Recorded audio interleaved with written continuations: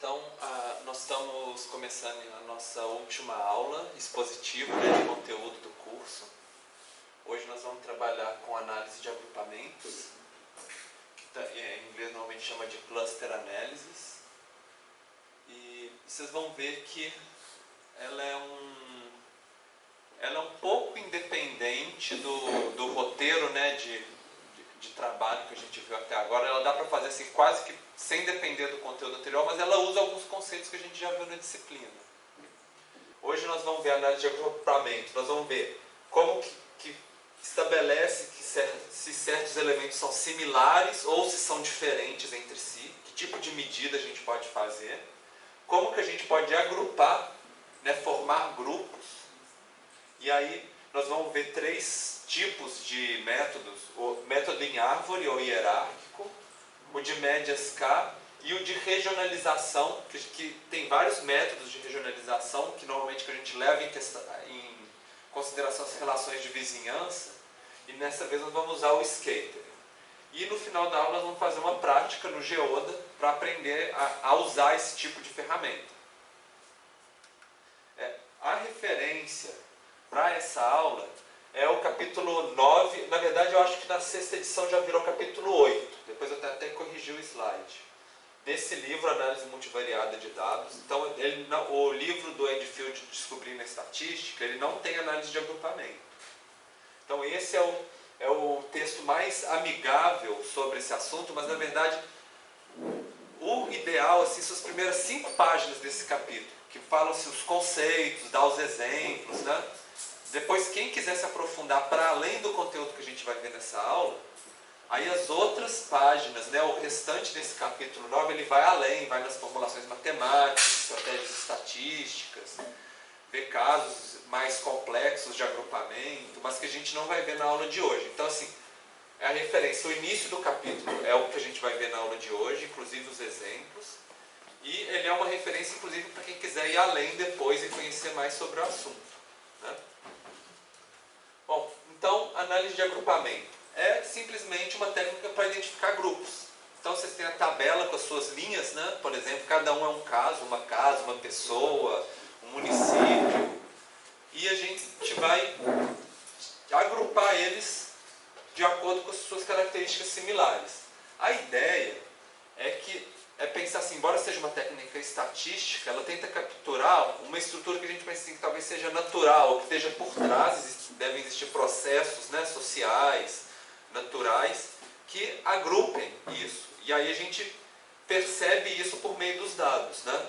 Então a ideia é tentar uma técnica que consiga dar uma dica para a gente de qual que é a estrutura que está por trás dos dados e por que eles estariam agrupados. É lógico que para isso tem um diálogo entre a técnica estatística e o nosso conhecimento sobre o assunto também, né? Então, a ideia de um agrupamento é mais ou menos o que a gente vê aqui visualmente. Eu acho que talvez é o mais fácil para vocês verem. Aqui é um diagrama de dispersão, né? A gente tem uma variável, outra variável, vários pontinhos, e a ideia é a gente formar grupos que estão próximos. Então é isso, visualmente. Vocês veem assim, a ideia é achar no diagrama de dispersão pontinhos que estão próximos uns dos outros, porque eles têm as variáveis semelhantes, né, com um valor semelhante. E aí a ideia é que eles sejam tão próximos uns dos outros e que sejam distantes dos outros grupos. É um pouco a ideia que está por trás. Então, por exemplo, nesse aqui a gente vê que esse grupo aqui tem valores baixos para as duas variáveis. Esse aqui tem valor alto para uma variável e médio para outra. E esse aqui tem valor alto para uma variável e baixo para outra. Então a gente consegue, por causa dos dados dessas duas variáveis, a gente consegue agrupar os elementos uns nos outros. É mais ou menos essa que é a ideia que está por trás da técnica de análise de agrupamento. E eu coloquei assim em duas variáveis, né? Mas a gente pode pensar em 3 ou até mais variáveis. Então, pensando aqui um cubo, a gente tem 1, 2, 3 variáveis, no caso. E aí, a gente conseguiria agrupar. Vocês estão vendo que tem os pontinhos estão bem separados, mesmo que tridimensionalmente? Aí a gente conseguiria separar cada um deles. Aqui embaixo está a sombra, né? Se fosse só um diagrama de dispersão, a gente conseguiria delimitar esse bem esse aqui já não fica tão bem delimitado, parece que ele estaria junto. Só que quando a gente adiciona uma outra variável, aí a gente consegue separar bem um do outro. Uma variável que não estava, né, numa análise só de duas variáveis. Então, quanto mais variáveis a gente colocar, mais informação a gente tem para separar os grupos. É um pouquinho essa ideia. Se fosse com 4, 5 variáveis, daria. Só não dá para a gente visualizar, né? Mas, de uma forma abstrata, o raciocínio é mais ou menos o mesmo. E, assim, uma aplicação muito grande que a gente tem hoje é o de agrupamento de clientes, né? Empresas que fazem assim, quais são as características dos meus clientes? E aí, quando vocês navegam no site de internet para comprar alguma coisa, aparece assim, quem comprou banana também costuma comprar pão, leite, essas coisas assim. É justamente esses algoritmos, né, de classificação que a pessoa, que eles identificam certos padrões, certas informações da pessoa e falam assim, então ela pertence a esse grupo. Alguém não assinou a lista de presença ainda? Não? Tá. E aí, fala assim, pertence a esse grupo, então vamos sugerir outros, né, outros produtos para esse grupo, por exemplo. E a gente pode trabalhar com dados espaciais também, pensando que uma ou mais das variáveis nossas pode ser a latitude e longitude, por exemplo. Então aqui brincando no campo de futebol, né?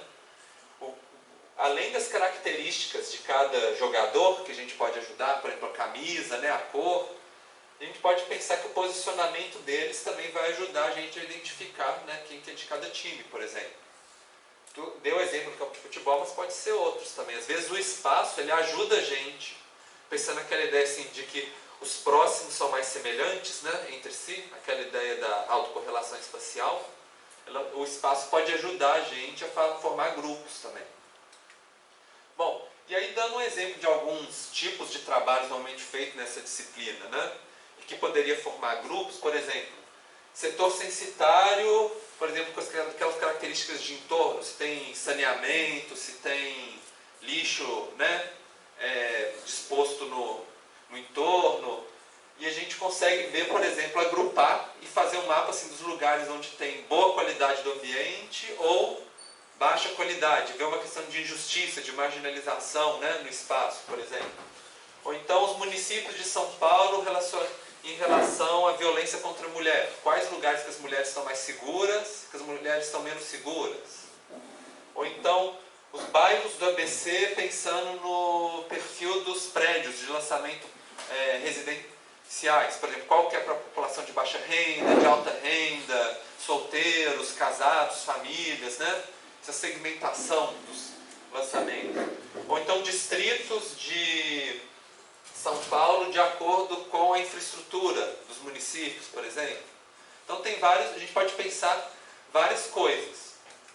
E é um pouco isso, assim, as variáveis que a gente escolhe vão determinar os grupos que a gente forma, o problema que a gente está lidando, né? E aí um pouco para vocês pensarem, por exemplo, no trabalho de vocês, que variáveis que vocês estão usando, né? Então, pensando nessas variáveis que vocês estão usando, que utilidade teria fazer agrupamento? Pense um pouquinho assim, cada um no trabalho de vocês, né? Por exemplo, se vocês agrupassem os municípios com o conhecimento que vocês têm, as análises que vocês fizeram, o que será que sairia, né? Que tipos de grupos? Vamos pensar um pouquinho, né? Talvez municípios pobres, ricos, ou dinâmicos, não dinâmicos, setores censitários, ricos. Cada um tem a sua ideia de pesquisa que vai direcionar o tipo de grupos que pode ser formados. Então, pensando para a gente assim, qual que seria o fluxograma que a gente vai ver ao longo dessa aula, né, de metodologia, então, assim, primeiro a gente tem um problema. Por que a gente quer dividir em grupo? Né? Se a gente simplesmente dividir em grupo por nada, não adianta. A gente tem uma coisa que a gente quer saber. Aí a gente tem que escolher uma medida de distância, que é para falar assim, como que a gente vai analisar, vai falar que um elemento é parecido ou diferente do outro. E escolher um processo de aglomeração, ou seja, qual que é o método para formar os grupos. A gente vai ver alguns métodos. Depois a gente vai decidir quanto número de grupos. Vai ser 3 grupos, 5 grupos, 7 grupos, né? Que elementos que a gente tem para decidir isso? E depois que agrupou, interpretar os grupos. Então, Fala assim, quais são as características de cada variável, quais são as características de cada um desses grupos? E no fim a gente vai interpretar se isso faz sentido. Essa interpretação, essa validação vai ter muito mais a ver com o nosso conhecimento de fora, né? Assim, faz sentido esses grupos que a técnica estatística está mostrando para a gente? Se não, a gente pode tentar reformular alguma dessas etapas para refazer o agrupamento. Então, vou dar para vocês algumas características para contrastar um pouquinho com as técnicas que a gente já viu até agora, né? A análise de agrupamento ela é descritiva. Então, lembra um pouco uma análise exploratória. A gente não está querendo prever algo, né? Igual a gente fazendo uma regressão, por exemplo. A gente está querendo falar uma característica dos objetos. Ela é não teórica, ou seja, a gente roda a técnica de agrupamento e ela dá uma resposta para a gente, independente de qualquer teoria que a gente tenha sobre os dados. A teoria ela vem depois que a gente roda, né? E ela é não inferencial. Então, ela não faz aquilo que a gente viu nas outras técnicas ao longo da disciplina, que é sair de uma amostra para ir para uma população, né? Isso que a gente viu nas outras técnicas, sempre pensando esse caminho, né? Da amostra para a população. A análise de agrupamento não dela, só vale para o grupo que a gente está analisando. E ela sempre vai criar agrupamento, independente de que realmente isso tenha sentido. Você pode colocar um tanto de variável de dado ao acaso lá e vai sair algum grupo. Agora, se isso vai fazer sentido ou não, a gente é que tem que interpretar. Então, ela não vai fazer uma mágica. Às vezes pode sair um grupo lá que não tem nada, que você vai ver na prática, não vai servir para nada, não tem nenhuma lógica, né? E, igual aquela brincadeira que a gente viu de correlação espúria, né? Pessoas que comem mussarela e que recebem títulos de doutorado, mas o que uma coisa tem a ver com a outra? O que sentido esse grupo tem a ver, né? E outra questão é assim, tem várias técnicas, vários critérios que a gente pode mudar e cada um vai dar um grupo muito diferente um do outro, vai dar grupos muito diferentes. E aí qual que é certo e qual que é errado? Aí a gente vai ter que usar o nosso conhecimento sobre o processo, sobre os elementos que a gente está estudando para decidir. E ela não é generalizável, que é um pouquinho que eu falei para vocês, não é inferencial. Então, se a gente muda os nossos dados, por exemplo, passa das pessoas de um município para de outro município, o nosso agrupamento é diferente. Se a gente muda as variáveis, o nosso agrupamento já fica diferente. Então ela só vale para aqueles elementos e para aquelas variáveis.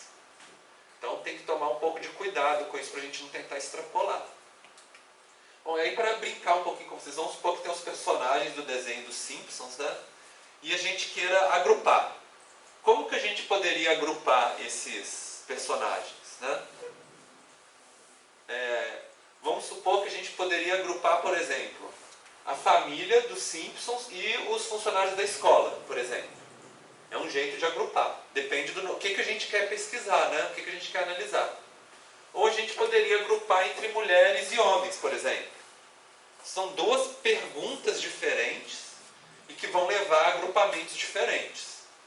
Então, muitas vezes, assim, o resultado final do nosso agrupamento depende de qual que é a nossa pergunta, né? O que a gente quer analisar? Então, tem três questões que são muito importantes. É o seguinte, como medir a similaridade, ou seja, o que é semelhante ou não, como formar os agrupamentos, juntar eles, e quantos grupos formar, né? Vai ser 2, 3, 4, 5, 10, 100 grupos, né? Então, vamos ver um pouquinho sobre cada uma dessas perguntas. Primeiro, para medir a similaridade. Eu tinha falado para vocês que a gente pode visualizar os dados num diagrama de dispersão, né? Então, talvez a maneira mais intuitiva de pensar nessa similaridade é ver a distância entre um ponto e outro. Se os pontos estão próximos, eles são semelhantes, porque o valor no diagrama de dispersão vai ser semelhante para os dois. Se eles estão longe, aí eles vão ser diferentes. E aí, assim, para calcular, né, matematicamente, a gente usa o teorema de Pitágoras, né? Sabendo, pelo álgebra cartesiana, a gente sabe essa distância aqui, os dois catetos, a gente descobre a hipotenusa, né? Mas o computador faz isso para a gente não precisa ficar calculando. E muitas vezes se usa essa distância ao quadrado, porque aí usa o mesmo método que a gente viu da regressão dos mínimos quadrados, né? Para a gente conseguir ver, aproximar mais. Agora, em alguns lugares usa só a distância simples também. E isso vai dar grupos diferentes. A diferença é assim, com a distância ao quadrado, penaliza mais os mais distantes. Com a distância simples, aí todas as distâncias valem a mesma coisa. Então é um pouco que vai ter de diferença. E a outra questão é a formação dos agrupamentos. Como que a gente vai formar, né? E aí, assim, a gente tem algumas técnicas que a gente vai ver na aula, e a ideia, assim, é para ver, assim, quanto que é pertinente formar esses grupos, né? A ideia, pensando visualmente, gente, é essa, assim, a gente quer diminuir a variação dentro de cada grupo, ou seja, que os pontos fiquem pertinhos uns dos outros, e aumentar a distância entre os grupos. Então a gente quer que um grupo seja o máximo distante do outro possível. E esses dois polos, né, que os algoritmos e a gente também na nossa estratégia de agrupamento vai tentar delimitar de maneira a diminuir o tamanho desses grupos para ficar tudo juntinho e aumentar a distância de um para o outro. Essa é um pouco a estratégia visual, né, que está por trás. Agora, o que determina essa distância entre os grupos? Existem algumas técnicas diferentes. Por exemplo, pode ser a distância entre o vizinho mais próximo de cada grupo, ou do vizinho mais distante, ou a média da distância entre todos os elementos. Ou então colocar um ponto no meio de cada grupo e colocar a distância entre eles. Isso, assim, às vezes não vai dar tanta diferença no resultado final, mas a gente pode mudar essas opções nos algoritmos e testar com um, com outro, e ver qual tipo de agrupamento faz mais sentido para a gente, né? Esse do vizinho mais próximo seria praticamente a borda, né, no caso. E esse do centroide, o centro. É mais ou menos isso.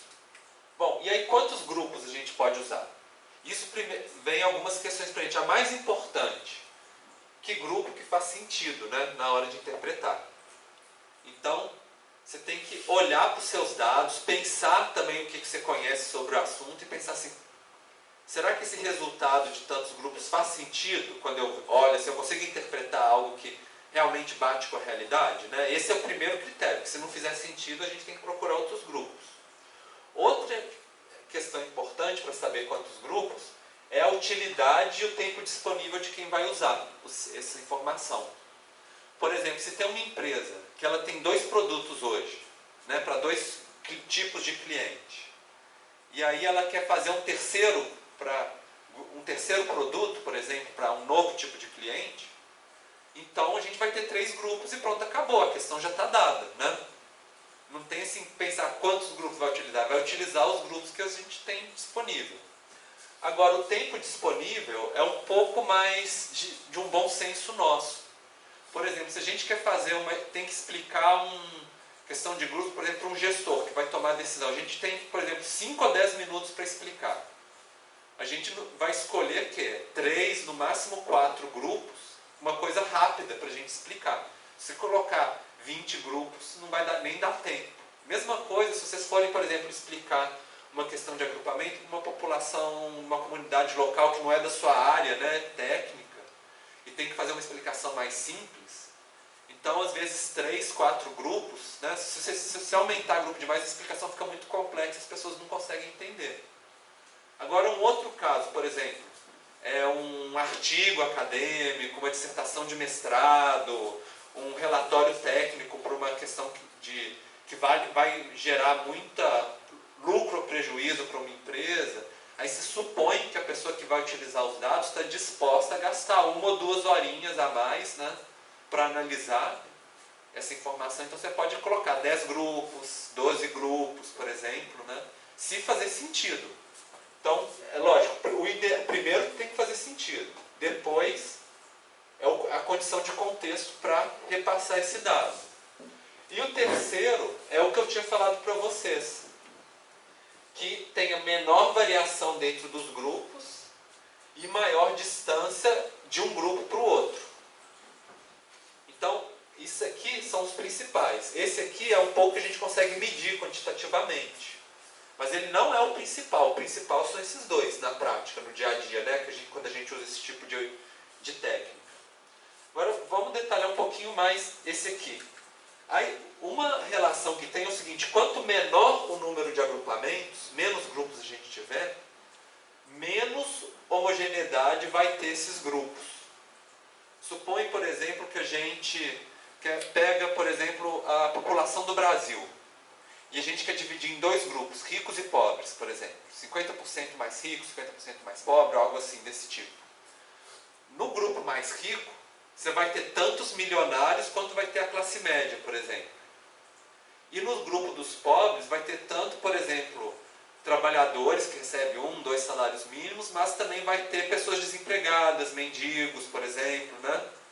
E que pessoas em situação de miséria, ou seja, vai ter uma diferença muito grande. Você está colocando muita coisa no mesmo balaio, né? Já quando a gente aumenta a quantidade de grupos, aí a gente consegue especificar melhor. Por exemplo, se a gente fosse dividir, em vez de rico e pobre, fosse assim, classes A, B, C, D e E, por exemplo. Aí a gente tem classe A, classe B, classe C, e aí dentro deles vai ser um pouquinho mais homogêneo. Então, muitas vezes a gente é tentado a colocar muitos grupos, porque a gente quer que o grupo tenha tenha uma homogeneidade, ou seja, que os elementos sejam mais parecidos entre si, né? Agora, sim, tem um caminho nesse sentido. E aí, esse gráfico aqui ilustra bem. Vamos supor que para um conjunto de elementos, um conjunto de variáveis, a gente tem aqui o número de grupos. E aqui nesse eixo de cá é a variabilidade interna no grupo, se ele é homogêneo ou não. Então, é o que eu tinha falado para vocês, com poucos elementos, por exemplo, 2 elementos, ou 1 elemento, 2 elementos, a variabilidade interna é muito grande. Muita gente diferente no mesmo grupo. Conforme vai aumentando o número de grupos, a diferença entre os elementos de cada grupo vai diminuindo. Só que chega uma hora, olha só, que continua diminuindo, mas continua diminuindo muito devagar. E aí a gente começa a pensar, será que esse aumento de grupo não está tornando mais complexo e não está ajudando muito a classificação? Então, nesse caso, a gente poderia escolher o que a gente chama de regra do cotovelo. Pensando que isso aqui pode ser um cotovelo de um braço, né? A gente busca o cotovelo e fala assim, não, então parece que 6 grupos é uma quantidade boa. Porque se aumentar mais, vai ficar muito complexo, a gente vai demorar muito tempo para explicar, e não vai trazer tanta diferença nos nossos dados. Então, é lógico, gente, isso aqui é uma questão visual, e essa questão do custo-benefício da complexidade e da variabilidade e da homogeneidade dos agrupamentos, ele é uma questão, é a terceira prioridade. Lembra, a primeira prioridade, se faz sentido, e o tempo do usuário. Depois essa questão de trabalhar com variabilidade. Mas é um critério que a gente pode utilizar, né? É uma dica para a gente. E então um indicador pode ser isso, a variância interna dos grupos. Se eles variam muito ou não, né? Outro indicador que a gente falei para vocês é a distância entre os grupos. Será que eles estão ficando mais distantes conforme eu estou aumentando mais grupos, ou esses grupos estão todos próximos uns dos outros? E aí, para combinar essas duas informações, tem alguns autores que eles sugerem utilizar esse índice composto, a variância interna dividido pela distância entre os grupos. Porque aí a gente joga com os dois ao mesmo tempo, né? A gente quer que diminua a variabilidade interna e que aumente a distância entre os grupos. Então divide um pelo outro e a gente vai ter um indicador que vai falar se a nossa análise está melhorando ou piorando. De acordo, muda uma técnica, muda o número de grupo, muda algum parâmetro do nosso modelo e a gente vê o que a gente pode fazer. Bom, então vamos ver agora os métodos de agrupamento. Como eu falei para vocês, nessa aula a gente vai ver 3 tipos. O agrupamento em árvore, que a gente chama de hierárquico. O de K-médias, que é um tipo que a gente chama de repartição, ou seja, tentar dividir, né, os grupos. E o espacial, que é a regionalização, a gente vai ver uma, que é o do escape.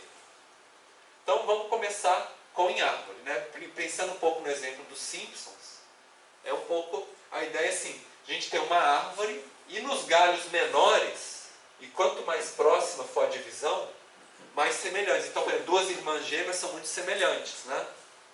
Então elas vão estar mais para baixo nos raminhos da árvore. A mãe e a filha estão um pouco semelhantes também, então elas também vão estar. Elas fazem parte de uma mesma família, né? Agora uma pessoa que é totalmente de fora, ela vai ser um galho separado. Ela é mulher ainda, né? Pensando naquela ideia de agrupar as mulheres, né? Mas ela é muito diferente das outras. Outro exemplo, assim, pensando em árvore, um exemplo que às vezes as pessoas acham mais comum, mais familiar, é de classificação das espécies na biologia, né?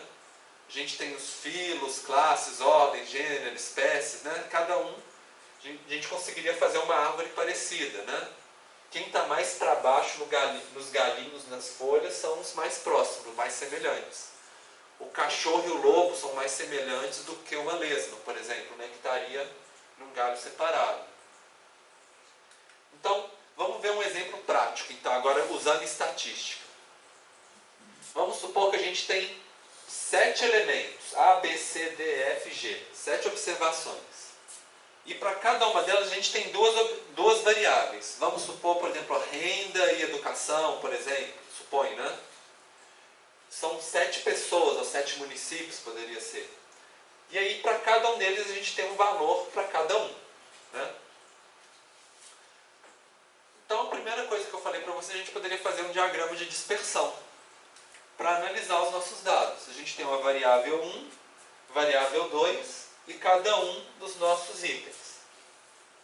Então, olhando aqui, vocês têm alguma ideia de agrupamento? Tenta sentir assim, olha para o diagrama. Vocês conseguem perceber algum agrupamento meio que natural assim, nesses dados? Bom, gente, pensa assim. Primeiro vamos pensar essa ideia. O que é mais distante e o que é mais próximo, né? A gente tinha pensado. A similaridade é o seguinte, quais que são mais próximos, quais que são mais distantes. Então, pensando, traçando uma linha reta entre eles, né? Quais são os pontos que vocês acham que estão mais próximos? E e F. E e F, né? Está pertinho. E que pontos que estariam mais distantes uns dos outros? Talvez A e F. A e F, A e D, né? Eles estão bem distantes. Isso já a gente começa a perceber, a analisar os nossos dados. O que é semelhante e o que é diferente. Então, uma coisa que a gente pode fazer é fazer uma matriz de distância. Então, por exemplo, para o dado A, o elemento A, que é esse de cá, né? Que está aqui no nosso gráfico, a gente vê a distância entre o A e o B, distância entre o A e o C, A e o D. E assim a gente vai colocando todas as distâncias aqui. Então você tinha falado, o E e o F talvez sejam os mais próximos, 1,4, né? E o mais distante? A gente vê que é o A e o F, né? Você tinha falado 6,4. Então a gente vê que seriam os mais. E aí a ideia é a gente começar a agrupar, a ideia do método hierárquico é a gente começar a agrupar pelos mais semelhantes. Então, o E e o F são os mais semelhantes. Então a gente vai e agrupa. É o nosso primeiro grupinho, esse de cá. E qual que é a segunda maior distância? Vocês conseguem achar aqui na matriz? D e F e D e G. Isso, tem D e F. A e C, A e D. Tem o C e B e o C e D aqui, ó, que são 2, né? Então, depois de agrupar esse, a primeira coisa é tentar agrupar o B com C e o D com C, né? Então, a gente tem o D, C e B, né? Olha só. Esses aqui, né? Então, a gente pode... Na verdade, também tem... Aí a gente pode ir, né? Então, vamos pensar. A gente identificou o mais próximo, né? E aí vai passando em diante. A gente poderia pensar assim, tentar uma tabela pensando assim, quais são os pares que estão com as menores distâncias. E a gente vai agrupando, por exemplo, agrupou o E com F. No início, todos eles estavam separados, A, B, C, D, E, F, G. Quando a gente juntou o E e o F, a gente colocou eles no mesmo grupo. Colocou entre parênteses, né? E aí, em vez de ter 7 grupos, a gente passa a ter 6 grupos. Quando a gente faz isso, a gente consegue calcular a média da variabilidade entre os grupos, 1,4. Né? Agora, vamos supor, a outra etapa poderia ser tanto E com G ou C com D, por exemplo, ou B com C. Todos eles são 2. Aí, a gente pode fazer os agrupamentos. Aí ficam só três grupos. E, olha só, a variância entre os grupos começa a aumentar. Cada vez que a gente vai agrupando, né, até ficar um grupo só com todos os elementos, a diferença entre os elementos é maior. É o que eu tinha falado para vocês. Quanto menos grupos a gente tiver, mais diferentes vão ser os elementos dentro do grupo. Aí aumenta a nossa variabilidade interna. Quanto mais grupos a gente tem, menos diferença tem entre os elementos do mesmo grupo. É um pouco o que está em jogo, né, para a gente escolher quantos elementos a gente quer, né, no final das contas. E assim, tentando visualizar graficamente, a gente começou colocando o E e o F. Né? O nosso segundo, que é a gente diferenciar, por exemplo, o nosso segundo vai ser colocar o G junto deles, depois o D e o C, depois o D, o C e o B junto, né? Pensando que são esses que têm distância 2. Né? E aí, a gente, no final, vai agrupando. A gente costuma representar isso por meio de uma árvore. Então, a primeira diferenciação é essa daqui, ó, que a gente juntou o E e o F. Estão vendo? A gente juntou o primeiro galinho, os mais semelhantes. A segunda era os que tinham distância 2. Aí a gente fez esses grupos, dividiu em 2 grupos no final das contas. Depois a gente conseguiu, ainda ficou o A separado, né? Depois a gente juntou eles no 5, no momento 5, e depois a gente juntou todos no momento 6. Então, vocês estão vendo que conforme a gente foi agrupando eles, no final ficou um grupo só, a partir daqui. E aí vem a nossa escolha, né? Se a gente quer ter 7 grupos, a gente faz aqui, esse momento do nosso árvore. Se a gente quer 6 grupos, aqui, porque já agrupou um. Se a gente quer só 2 grupos, a gente colocaria aqui. Se colocasse aqui, poderia ser 3 grupos, né? Então, a quantidade de grupos é cada pedaço da árvore, né? Corte na árvore que a gente quer fazer, para a gente escolher quantos grupos a gente quer. Bom, e aí eu falei, agora a gente já viu esse do método hierárquico, vamos ver o método de médias K. O método de médias K, ele faz o seguinte, ele pega, primeiro ele faz um grupo meio que aleatório, divide em grupos aleatórios, depois ele começa a fazer mudanças.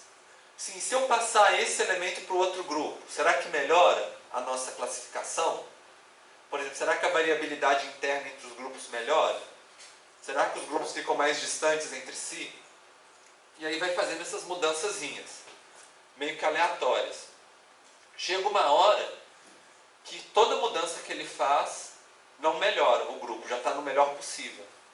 Aí vai e fala assim, não, então é isso aí, então esse é o grupo final. Que é um pouco a ideia. A ideia final é a gente fazer grupos que tenha mais distância entre um grupo e outro e eles mais próximos entre si. Então vou mostrar para vocês um exemplo. Suponha que a gente tem esses dados aqui. Tem um diagrama de dispersão e tem esses dados. Vocês conseguem visualizar os grupos? Se vocês fossem dividir? Sim, só que porque a gente já tem um olhar meio visual, né? Assim, agora o computador ele vai precisar fazer testes para conseguir achar. Então ele primeiro divide, ele escolhe 2 pontos que a gente chama de centroides. Aleatório, poderia ser aqui, aqui, aqui, qualquer lugar. Ele dá 2 pontos aleatórios, por exemplo. E aí ele agrupa todos os pontos que estão mais próximos do X e todos que estão mais... Não, todos que estão mais próximos do vermelho e todos que estão mais próximos do azul. Por exemplo, aqui, né? Todos estavam mais próximos do azul, todos estão mais próximos do vermelho. Vocês acham que está um bom agrupamento? Não, né? Diferente do que a gente tinha imaginado intuitivamente. Só que aí ele faz o seguinte, a próxima etapa. Ele calcula qual que é o centro médio do grupo azul. Então ele tira a média dos valores do grupo azul e muda o nosso ponto de lugar. Calcula a média dos pontos vermelhos e muda de lugar. Vocês estão vendo que ele era aqui e mudou para cá, né? E aí, de novo, ele refaz essa mesma ideia de agrupar quais que estão mais próximos. Agora parece que ficou melhor, né? Mas ainda pode fazer um teste. Vamos tirar a média desse grupo e a média do grupo de cá. Aí tirou a média e aí não mudou nada. Quando para de mudar os grupos, aí ele fala, cheguei na minha resposta. Esse é o mais simples, com duas variáveis. A gente poderia fazer com 3. Por exemplo, tem 3 grupos, e aí colocou o centroide aleatório, por exemplo. Vocês conseguem perceber se esse grupo é bom? Esse inicial? Olhando assim, talvez pudesse ser melhor, né? Mas aí ele vai fazer a mesma coisa, calcular a média de cada um, e aí, ó, a média vai mudando e o grupo vai mudando, né? Cada vez que ele recalcula a média, estão vendo que ele está afastando os limites? Até que vai chegando numa hora que os grupos que os grupos estabilizam e a gente viu que agora tem um aqui, um aqui, um aqui. Parece que eles estão bem delimitados. Um problema desse método de análise de médias K é que esses 3 pontos iniciais eles são aleatórios. Às vezes, dependendo de onde eles começarem, eles podem dar uma resposta final diferente. E aí, assim, uma técnica que é utilizada é repetir esse método, por exemplo, 1000 vezes, 10.000 vezes, por exemplo. O computador faz rápido, né? E ver qual que é o grupo que aparece mais vezes. Então, o grupo que aparece mais vezes, ou que tem a melhor medida de similaridade, por exemplo, é escolhido, e aí vai ser o resultado que vai ser mostrado para a pessoa, né? Mas o computador fez 1000 vezes, cada vez começando de um lugar diferente. Bom, um outro conceito que eu acho que é importante passar para vocês é esse de grupos de entropia. A ideia, porque muitas vezes a gente acha que a gente vai fazer a nossa análise de agrupamento e vai dar os grupos com a mesma quantidade de casos, né? Mas não é isso que acontece. Às vezes, por exemplo, pode ter um grupão, que está todo mundo junto aqui, e pode ter um grupinho pequenininho, isolado, com poucos elementos. Esse grupo, né, e que, por exemplo, num diagrama de árvore seria assim, a gente tem um grupão, né, na árvore, e de repente a gente tem um galinho com um grupinho aqui no cantinho, né, que é muito diferente demais, igual esses aqui são muito diferentes desses daqui. Isso é interessante, gente, para vocês fazerem uma analogia, quando a gente estava trabalhando com valores atípicos. Só que quando a gente estava trabalhando com valores atípicos ao longo da disciplina, a gente trabalhava com uma variável só, né? Aqui a gente está analisando valores atípicos com muitas variáveis ao mesmo tempo. Com 2, com 3, com 4, né? Então eles são atípicos em todas essas variáveis, por exemplo. Por isso que eles aparecem longe. Então é interessante quando aparecem esses grupos separados, para a gente investigar eles. O que será que faz eles serem diferentes em todos os atributos dos outros elementos, né? E aí a gente pode investigar e ver com mais detalhes esses elementos também. Bom, e o último método que eu ia mostrar para vocês é o de regionalização Skater. Aí tem vários algoritmos de regionalização. A ideia é sempre levar em conta a vizinhança, o espaço na hora de agrupar, não só as variáveis, né? E eu vou mostrar um para vocês, depois vocês podem explorar outros se vocês quiserem. Então a ideia do Skater é achar assim, o grupo. A ideia, no fundo, é a mesma. É grupos que sejam muito semelhantes entre si, né? Com todos os atributos. Só que é mantendo a contiguidade. Ou seja, os grupos têm que ser vizinhos entre si. Pensa, por exemplo, a gente quer, por exemplo, ver as regiões do Brasil, por exemplo. Né? Então, as regiões do Brasil, a gente quer que o Sudeste seja os estados juntos, né? Não seja um estado aqui e Roraima lá no norte, por exemplo. A gente quer que cada grupo seja de uma região. Esse tipo de técnica é muito utilizado, por exemplo, para municípios fazerem suas regiões administrativas. Ou seja para o município inteiro, subprefeituras de São Paulo, por exemplo, ou então, por exemplo, distritos de polícia, distritos de saúde, e para cada um desses distritos, né, dessas áreas administrativas, você vai poder designar políticas públicas específicas para essas características que tem. Então, por exemplo, Para fazer a regionalização de saúde, você vai usar dados de saúde. Né? Da polícia, você vai usar dados de criminalidade. Você vai escolher áreas que tenham características homogêneas e que aí você pode designar um tipo de política pública mais específico para esse lugar. Internacionalmente, tem alguns países que usam regionalização também para fins eleitorais, quando você tem voto distrital e tem que calcular o distrito para eleger deputados ou vereadores por distrito, mas aqui no Brasil a gente não usa isso, mas nos Estados Unidos usa, por exemplo. Né? E agora sim, o resultado é sempre áreas homogêneas, contínuas. Então, para ser homogênea e contínua, tem que ter nossos dados têm que ter uma característica, ou seja, não pode ter elemento sem vizinho. Porque aí o elemento, como é que a gente quer manter uma continuidade se tem um elemento que não conecta com os outros, né? Então, ou os nossos polígonos têm que ser todos um do lado do outro, ou a gente tem que usar um critério de vizinhança que seja, por exemplo, N vizinhos mais próximos. Aí funciona. Porque aí todo elemento vai ter, por exemplo, 5 vizinhos mais próximos, mesmo que não tenha contato direto. Então, a gente tem que tomar cuidado, né, o tipo de vizinhança que a gente vai utilizar para ver se pode usar esse tipo de dado. Então, a ideia inicial é essa. Vamos supor que a gente tem vários polígonos que tem os dados, né? E aí, dentro dessa método Skater, a gente vai achar a vizinhança. Ou seja, ligar todos os centróides de polígono que são vizinhos entre si. É o nosso grafo de vizinhança, né? Depois disso, ele vai atribuir um valor a cada linha dessa, baseado na similaridade ou diferença dos atributos.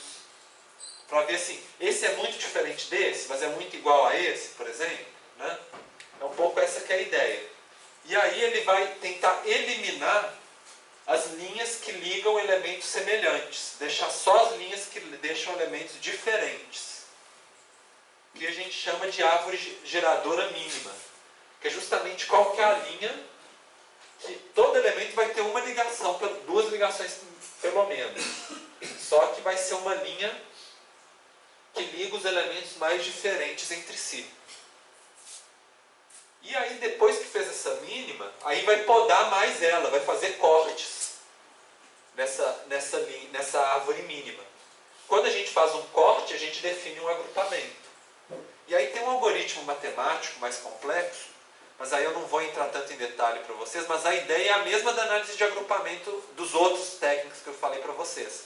É achar os elementos que tenham mais semelhança entre si e separar de forma que eles tenham muita diferença de um para o outro. É o básico de análise de agrupamento. Só que vocês estão vendo que ele está separando, mas ele está deixando os elementos que são vizinhos, né? Porque essa linha significa que eles têm relação de vizinhança. E aí, no final das contas, né, a gente partiu do polígono, fez o grafo de vizinhança, gerou a árvore ligando os elementos mais diferentes e separou para gerar os grupos homogêneos. E aí, no final, tendo os grupos homogêneos e tendo os polígonos, a gente junta. Né? E junta, por exemplo, juntou 1, 2 e 3, aí eles viram uma região. Essa virou outra região, essa virou outra região. Essa aqui é a ideia que está por trás do algoritmo de regionalização. Eu escolhi o Skater porque ele é o mais simples de explicar, a gente explica visualmente. Tem outros métodos que são mais complexos, que aí teria que ver as teorias matemáticas e tudo, né? O Skater é legal porque ele é fácil, né, da gente explicar, da gente ver por que ele está regionalizando, como que ele está regionalizando. Bom, então vamos fazer a nossa prática no Geoda. Eu vou pedir para vocês abrirem o Geoda, os dados de aula.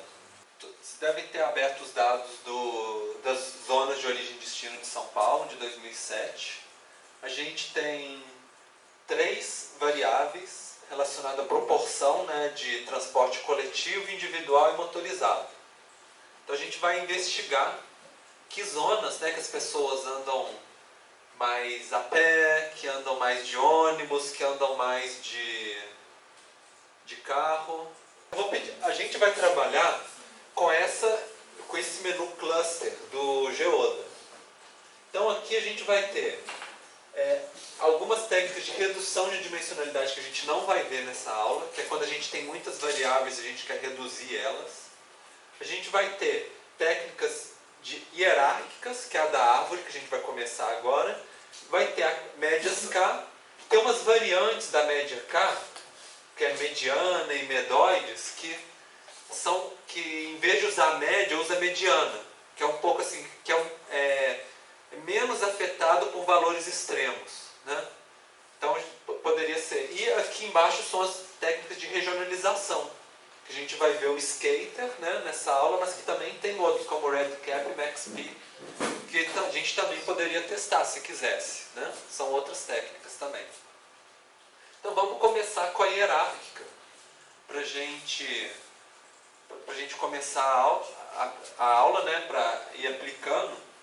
Então quando vocês clicarem em hierárquico, vai aparecer uma tela com as variáveis para a gente escolher. Então vamos escolher coletivo, individual e não motorizado, para a gente escolher a zona. A gente não vai utilizar, que é só o número da zona, né? E tem algumas opções aqui, né? Primeiro, essa dos centroides geométricos era se a gente quisesse utilizar a latitude e a longitude de cada zona como uma variável. Lembra que eu mostrei para vocês o exemplo do campo de futebol, né? Então, a gente poderia usar o espaço para também dar um peso nisso. E aí tem essa barrinha, que peso que a gente quer dar para a questão espacial no nosso agrupamento. Para que variáveis, zonas próximas ficassem agrupadas. Pensando, é quase que uma regionalização, né? Mas sem usar matriz de vizinhança. Mas a gente não vai utilizar no nosso caso, não. Uma opção aqui que é de transformação, e essa é importante, aqui o padrão é isso, de usar a transformação padrão, né? A gente vai padronizar os dados, que vocês já aprenderam, né? É o valor do dado menos a média dividido pelo desvio padrão. A gente já viu isso desde o início do curso. A ideia da gente padronizar cada uma das variáveis é para ficar todas com a mesma importância. Porque aí a gente coloca todas em unidades de desvio padrão, né? Porque às vezes pode ser assim, que um lugar que, por exemplo, muito pouca gente anda a pé ou de bicicleta. E aí, se a gente não padronizasse antes, ia dar muito menos importância para o a pé e para a bicicleta, ou não motorizado, do que para as outras duas, que tem mais viagens. Então, quando a gente padroniza, a ideia é a gente vai dar a mesma importância para as três. Isso também é uma escolha, gente.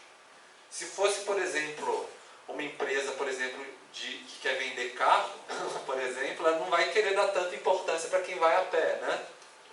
Então, isso assim, a gente tem que ver quando que vale a pena a gente padronizar ou não. Como no nosso caso, a gente quer dar a mesma importância para os três aspectos, então a gente vai e padroniza. Normalmente, o normal é a gente padronizar mesmo, tá? E aí quando a gente padroniza, né, o zero vira a média, e a gente vai ter normalmente até no máximo 3 desvios padrões para cima, para baixo, né? Aqui o método que eu falei para vocês é como que vai calcular a distância entre os grupos.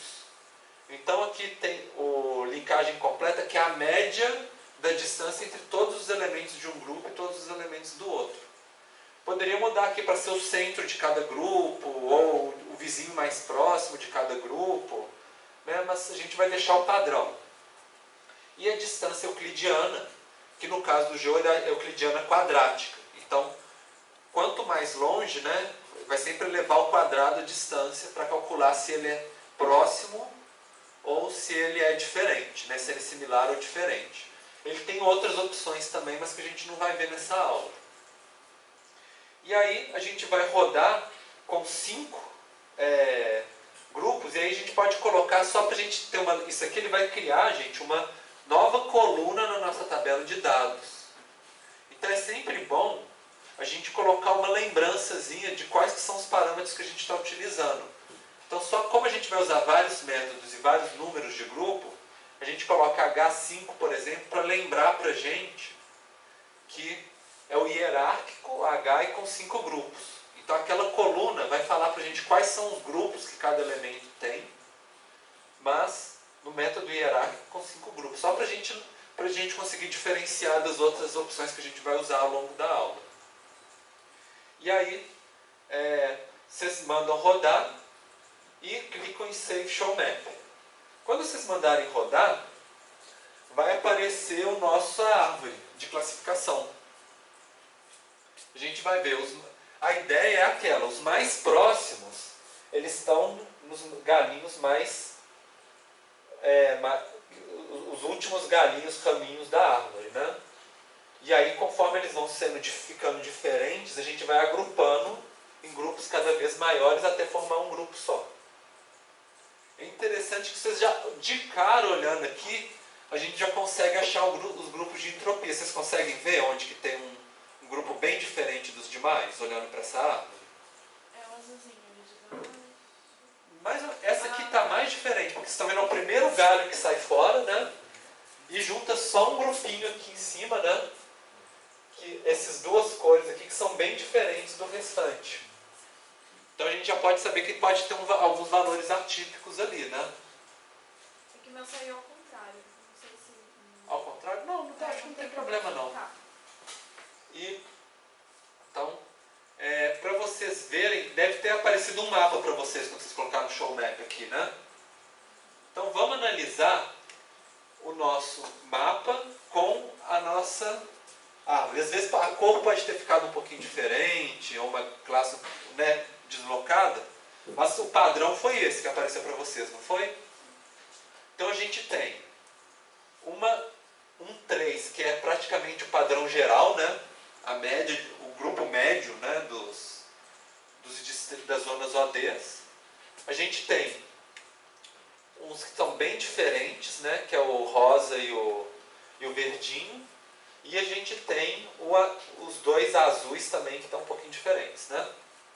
Bem que tem um azul só aqui, né? Um azul em cima e um azul embaixo. Mas a gente tem aqui os grupos, né, para a gente ver. Então vocês viram que não foi uma distribuição balanceada, assim, com o mesmo número de elementos para cada grupo. Não foi isso.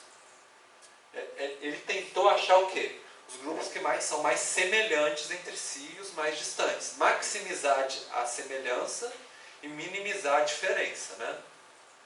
E aí a gente pode analisar, se vocês entrarem aqui, ó, tem um sumário aqui, uma abazinha sumário, vocês podem clicar lá que vai ter as informações. Então eu coloquei nesse slide aqui tudo junto para a gente pensar. Olha só, tem as classes 1, 2, 3, 4 e 5. E aqui ele fala assim, ó, o número de classes, padronizou as opções todas, e aqui embaixo vai falar as características de cada uma das 5 classes. Para coletivo, individual e não motorizado. Lembrando que isso aqui é o valor padronizado. Então 0 é a média, né? Negativo é abaixo da média, positivo é acima da média. Então a gente vê, por exemplo, o C1, que é praticamente um elemento só, né? Ele é o que tem os maiores valores, tanto coletivo quanto individual quanto não motorizado. Então, esse a gente vê, ele é um valor muito atípico, né? E aí valeria, às vezes, a gente investigar por que será que essa área aqui tem tanta viagem, né? Por que será que tem uma proporção tão grande de viagem saindo dele, né? Que as pessoas se deslocam tanto. Aí a gente vê o C2, ele é principalmente coletivo individual, e o não motorizado está mais ou menos dentro da média. Então, que seriam esses aqui, né? A gente tem o C3, que são os menores valores. C3 que é praticamente o padrão geral, que é próximo de 0, todos estão próximos de 0, mas um pouquinho abaixo da média, porque os outros grupos são os grupos que fazem mais viagem, né? Então, a média está um pouco abaixo da média, e os outros grupos todos são grupos que estão um pouco acima da média de viagens, cada um com a sua característica. O C4, ele tem muito coletivo e não motorizado e pouco individual. Menos, né, proporcionalmente. Então o C4 a gente vê, aqui são poucos, né, esse aqui e esse aqui. São lugares onde as pessoas viajam muito de ônibus ou a pé e pouco de carro. E a gente tem o C5, que é praticamente os rosinhas, né, que as pessoas andam muito não motorizado.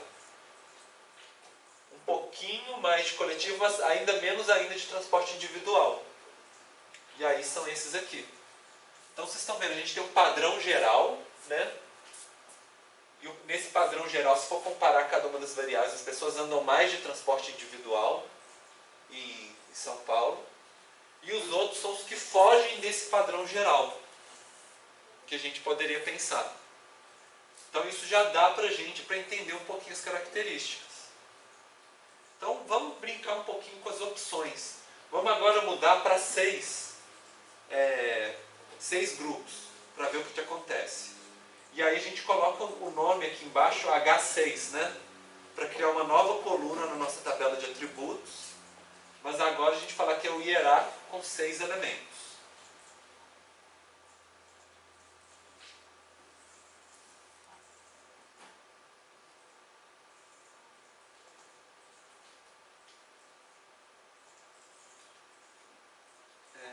E aí, clique em Run e Save Show Map, né, no caso. Quando vocês colocaram para rodar, gente, vocês já observaram que mudou uma coisa no histograma aqui, né? Não, mudou uma coisa aqui na nossa árvore. Deve ter aparecido uma classe nova, né? Por quê? Que apareceu em algum lugar na hora que vocês rodaram. Se a gente for comparar o de 5 grupos com o de 6 grupos, né? Vocês vão ver que antes tinha uma seta pontilhada em uma certa posição, agora ela andou para frente na árvore. Vocês estão vendo que ela andou um pouquinho? Na hora que ela anda para frente, teve uma divisão aqui. E aí ela incorpora essa divisão desses dois grupos. E se a gente colocasse 7 grupos, 8 grupos, 9 grupos, essa linha pontilhada ela só ia andando, né? Cada vez que ela fosse andando, ela ia incorporar, por exemplo, novas divisões. E assim por diante. E aí, cada vez a gente ia tendo mais classes, mais grupos, dividindo. Então, essa é mais ou menos a ideia, né, a lógica que está nesse agrupamento de árvore, que ele vai cada vez dividindo mais os dados. E comparando os dois mapas, né? As cores vão mudar, lógico, né?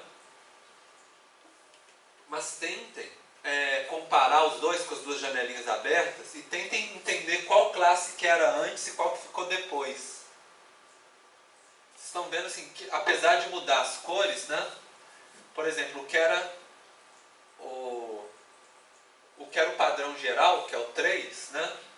Virou 2, né? Mas continua sendo o padrão geral. A classe que mudou é a classe 2, no caso. Não sei se de vocês apareceu 2 também aqui mudou. A classe 2 que tinha 31 umas zonas, ela dividiu 26 e 5. Estão vendo que eram essas aqui, né? E agora ela dividiu para umas ficaram cor de rosa e outras ficaram verdinhas. E teve outras que só mudaram de lugar. O 3 subiu aqui para cima, continuou sendo 270, né? E o 5 virou 6 aqui, continuou sendo 15 elementos. Continua a mesma. A única coisa que mudou era essa classe que era azul, que dividiu em duas. Que dividiu em nessa e nessa. E por que será? O que será que tem de diferente entre elas, né? Então é a 2 que dividiu entre a 3 e a 5, né? Então, vamos pensar, comparando 5 grupos com 6 grupos. Era 2, que antes ela era 1,6, 1,3, 0,2. Ou seja, muito coletivo individual, pouco a pé, né? Agora, ela dividiu, a gente vê aqui, entre o 2 e o 5. Não, entre o 3 e o 5. Então, ela manteve que continua alto coletivo e individual, e baixo não motorizado, mas aumentou o coletivo, né? E o 5, que a gente dividiu 5, que ficou 5 grupos, então ele era isso aqui, e o 5 agora ficou muito individual.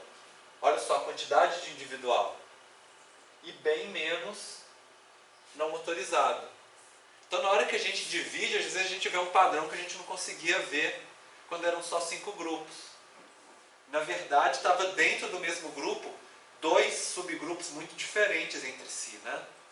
Que agora a gente consegue ver um grupo onde as pessoas andam muito de carro. E aí, é interessante, vocês também veem no sumário, né, que é cadê a janelinha de sumário, a gente comparar essa informação que tem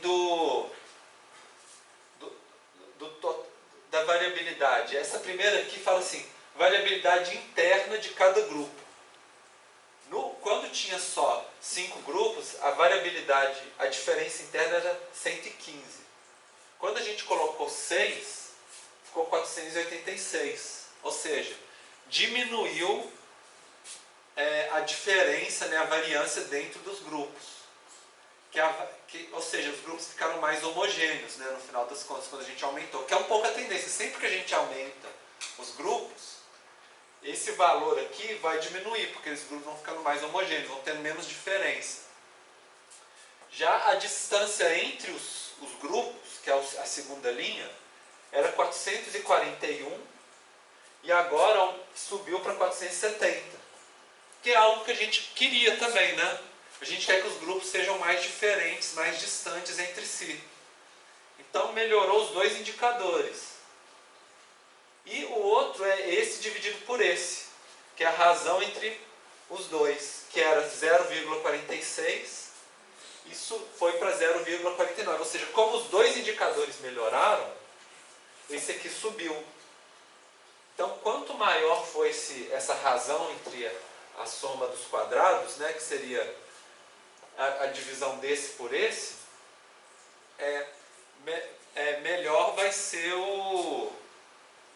na verdade, seria ser esse dividido pela soma dos dois, né, no final das contas. E aí, a gente vai ter um indicador de que o nosso agrupamento melhorou. Então, se fosse só para pensar nesses índices quantitativos, aumentar uma variável parece que melhorou, né? Mas a gente tem que pensar o quê? Será que não ficou mais complexo para explicar para as pessoas? Será que, por exemplo, se fosse para regionalizar, por exemplo, as políticas de transporte, será que consegue dividir mais uma região, por exemplo, mais um grupo para individualizar as políticas? A gente tem que pensar assim, se realmente teria perna para ficar aumentando, né? Para ficar aumentando os grupos. Mas só que pelo menos assim, pelo critério de diferenciação, parece que é interessante a gente criar um grupo a mais. E a gente viu que eles são bem diferentes, né, esses dois que criaram. Bom, e agora vamos usar o de K-médias, então. Então, vocês podem fechar o hierárquico. Vocês vão no close do hierárquico, né, e vai agora em cluster. Ixi, gente, está escrito errado. Não é hierárquico, tá? Depois eu vou corrigir o slide. Agora a gente vai no caminhos, tá? Caminhos aqui. Cluster caminhos. Depois eu mudo no slide também.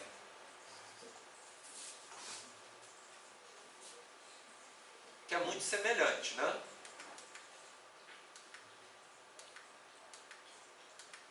Então, a gente vai escolher as mesmas variáveis, coletivo, individual e não motorizado. Número de classes ainda vai ser 5 também, do mesmo jeito. A gente, igual eu falei, a gente vai padronizar para todas elas ter a mesma importância. Esse método de inicialização e a quantidade de rerodagens é o que eu tinha falado para vocês, que ele faz assim, roda 150 vezes o algoritmo, cada vez começando os grupos de uma posição diferente, e vê aquela que apareceu mais vezes, ou que teve o melhor tipo, característica de agrupamento. Então, são esse método. 1000 interações, né, distância euclidiana, que é essa do quadrado da distância. Ele tem uma opção de minimum bound, que se a gente quisesse falar assim, se a gente tiver um dado que é a população, por exemplo, o número total de viagens, a gente fala assim, quero que cada grupo tenha pelo menos 1000 pessoas, ou pelo menos 3000 viagens, por exemplo. A gente poderia dar uma característica mínima, para não ficar grupos muito pequenos. Só que com isso a gente perde a ideia de achar os valores atípicos, né? Então, você ganha, às vezes você quer fazer grupos maiores, mas você perde, né? Ou às vezes um grupo que ia aparecer com muito mais força. E daria para usar também as coordenadas, se quisessem, né? Que seria colocando aqui, mas a gente não vai usar as coordenadas por enquanto. E aí coloquem aqui embaixo, por exemplo, K5, que é a médias K, né, com 5 grupos. E roda o algoritmo. Quando rodar, já vai aparecer o mapa para vocês. Então, deve ter aparecido um mapa mais ou menos assim para vocês. Então, e aí vocês podem ir no sumário também, né, para ver os resultados. Eu trouxe aqui uma tabela aqui só para a gente começar a ver, né? Vocês viram que ficou muito diferente do hierárquico. E aí vem aquela primeira dúvida. E agora, qual que a gente usa, né? O hierárquico ou o de médias K? Eu falaria para vocês assim, que a gente usaria o que fizesse maior sentido para a gente. Olharia os dois métodos e fala assim, qual que faz mais sentido para aquilo que a gente quer interpretar. Se faz sentido para a gente, por exemplo, aquele primeiro, que é ter uma média geral e separar grupos, né, pequenos grupos que são diferentes, por exemplo, que sobressaem, talvez esse método seja mais interessante. Se o ideal para a gente são grupos mais dispersos assim na cidade, isso é mais útil para a gente poderia usar esse de cá. E vamos pensar o que é cada grupo agora. A gente tem um grupo 1, que ele é mais ou menos os dados próximos de 0. Então, 0, um pouquinho abaixo, um pouquinho acima, né? Mas eles seriam mais ou menos a média, né? As zonas normais, a gente poderia dizer. O 2, eles são os que têm poucas viagens. Todos são valores bem negativos, né? Então seriam esses azuizinhos, né? Que tem nas extremidades, mas tem um pouquinho nas áreas centrais também. A gente tem o 3, onde tem muito transporte individual. E aí a gente vê, né, que são esses que estão em verde clarinho. E tem o 4, que já são muito transporte coletivo e não motorizado, e o individual meio que próximo da média. Então são esses que estão em verde escuro, né? São os lugares onde as pessoas usam mais transporte coletivo e individual. E o 5, que na verdade deram só 3 elementos, são muito altos para todos, mas principalmente coletivo e não motorizado. E a gente já tinha visto que esse aqui tinha dado um valor atípico no outro método, né? Só que agora agrupou com mais esses outros dois, que seriam mais ou menos semelhantes com eles. Esse seria um pouco a ideia do grupo de entropia que a gente tinha conversado. Continuam sendo valores muito diferentes dos demais. A gente pode achar grupo de entropia tanto num método quanto no outro, né? A gente poderia investigar por que será que esses são diferentes do restante da cidade, né? E aí a gente tem essas diferenças. Vocês viram que eles ficaram um pouquinho mais balanceados, né? Porque principalmente esse grupo grandão aqui, ele meio que se dividiu no 1 e 2, né? E aí ficou um pouquinho diferente. E agora, assim, será que usando os indicadores quantitativos esse foi melhor ou o hierárquico foi melhor? Aí a gente pode olhar naquela linha lá embaixo. Dentro dos agrupamentos, a soma deu, olha só, 282. Muito menos, né, do que no método hierárquico. E a distância entre os grupos deu 674. Ou seja, muito mais distantes entre si. A gente quer isso, né? Que eles sejam pouco diferentes entre si, muito distantes. E aí, na hora de fazer a razão desse dividido pelo total, pela soma deles, deu 0,7. Ou seja, deu um indicador, né? Que trabalhando com combinando essas duas coisas, melhorou muito a nossa classificação. Então, se fosse baseado só na questão de estatística, a gente poderia falar que o médias K foi melhor do que o agrupamento hierárquico. Nesse caso, poderia ter um outro caso que não seria, gente. É sempre bom comparar. Então, assim, primeiro critério, faz sentido? É útil, né? Faz sentido é o primeiro critério. Segundo, é útil para a nossa pergunta, porque a gente vai utilizar. E terceiro, esses grupos estão homogêneos, estão diferentes entre si, que é o de cá. Pelo menos a terceira pergunta a gente consegue responder. A outra ia depender da história, do caso de aplicação, né, que a gente teria, que talvez seja o mais importante. Mas só que a gente está usando esse de cá. Bom, aí a gente está com tempo, só para brincar um pouquinho, tentem colocar agora as coordenadas, só para a gente brincar um pouquinho. Eu não vou ter aqui para mostrar para vocês, mas já que a gente está um pouquinho adiantado na aula,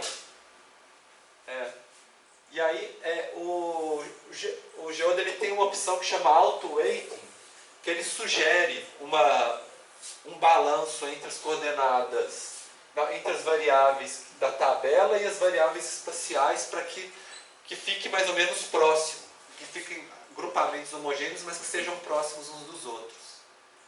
E aí rodem para vocês verem o resultado. Daria até para fazer aqui, mas eu acho que vocês conseguiram fazer? Viram que ficou juntinho? Então é um pouco o que a gente... É um jeito, é uma regionalização, né? Só que sem usar a matriz de vizinhança. E aí poderia usar, se a gente quisesse criar zonas, né? Daria para fazer com o método hierárquico do mesmo jeito. Agora vocês observem nesse novo, com essas variáveis geométricas, o que aconteceu, se melhorou ou piorou esses indicadores.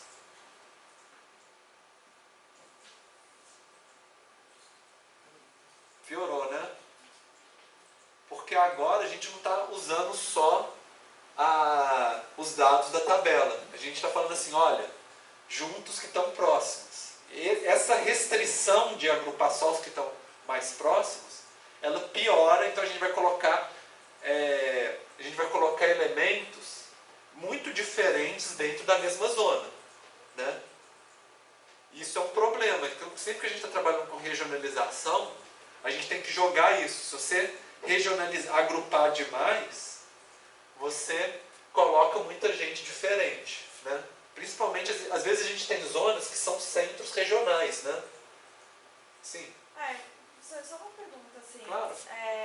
Em termos de políticas públicas, se eu for decidir, por exemplo, sobre a localização de construção de anéis viários, a gente pode ver que tem meio que um padrão, né, de circunferências aí, né? Sim, poderia Seria pensar. esse um bom critério, assim, Não, poderia pensar, porque você acha que tem um padrão de circunferência aqui, né? Por exemplo. Sim. Poderia ser que aqui, ó, você tem lugares com menos trânsito, né? Sim. Menos pessoas saindo para fazer viagem, por exemplo, né? Ou para decidir rotas de transportes coletivos. Pode, mas eu acho que talvez assim, teria que fazer uma análise um pouco mais complexa. Com porque certeza. aqui a gente está colocando pessoas que estão saindo. Sim. Pode ser que é porque aqui as pessoas estão só chegando, né? Então teria que ter um pouquinho mais de cuidado. Mas a gente poderia pensar, por exemplo, que esses valores atípicos, né? Talvez tenha uma demanda muito grande de viagem, vale a pena colocar um transporte para escoar, ou então num lugar onde tem muito transporte individual, né? Estimular mais o transporte coletivo para diminuir o engarrafamento. Tem várias coisas que daria para pensar. Certo.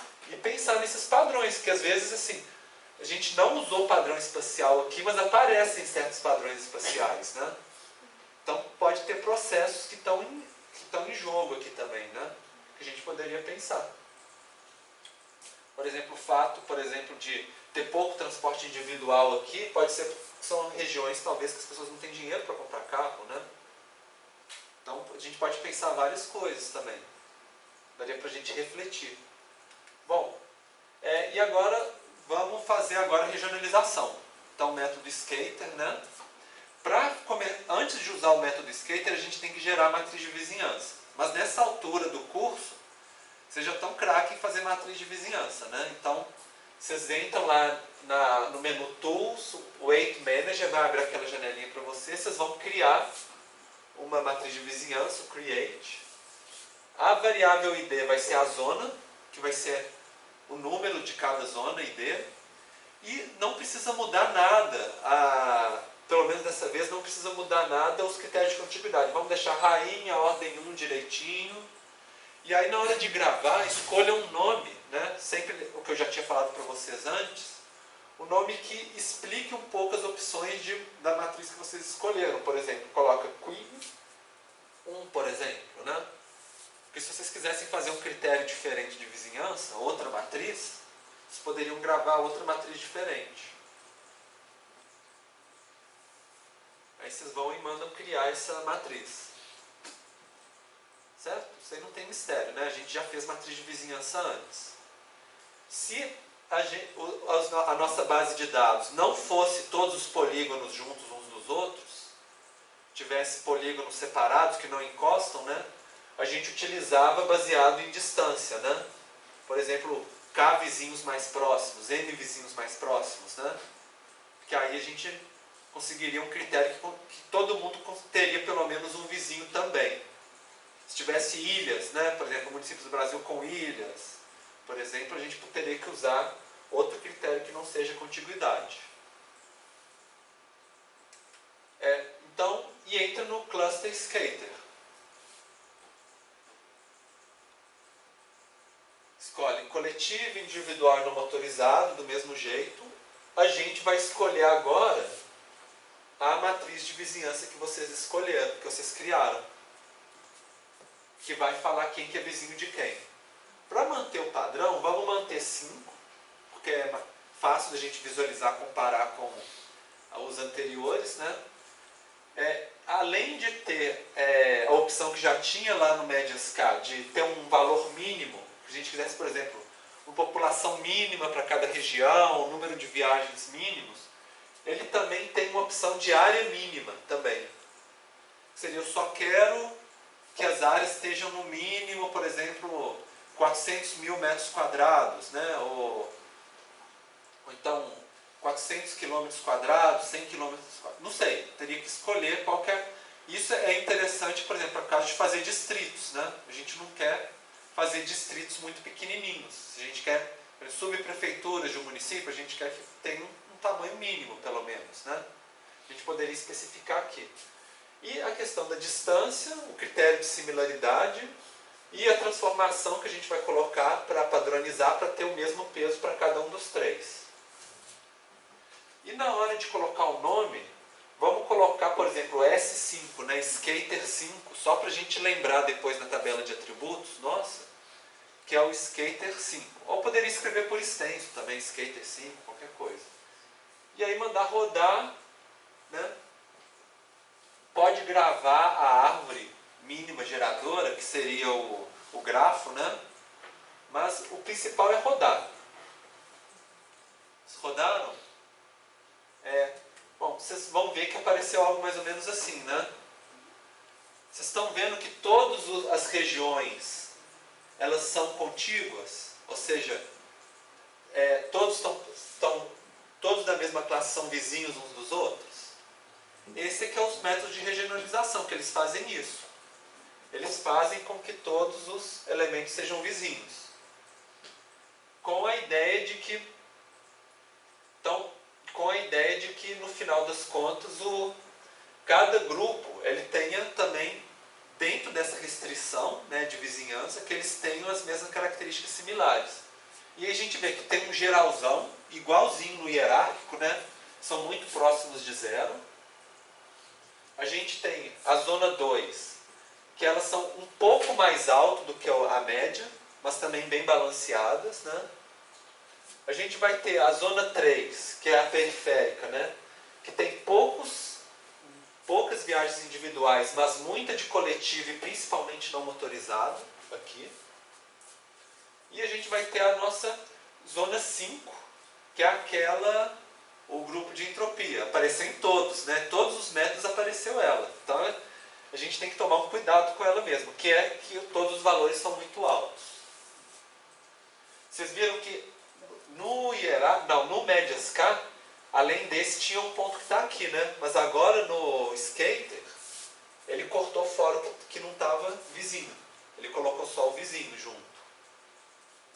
Então essa aqui é um pouco a ideia. Então se a gente quisesse fazer uma política pública, a gente poderia escolher essas regiões aqui, por exemplo, para implementar certos tipos de política que são diferentes do restante da média da cidade, né?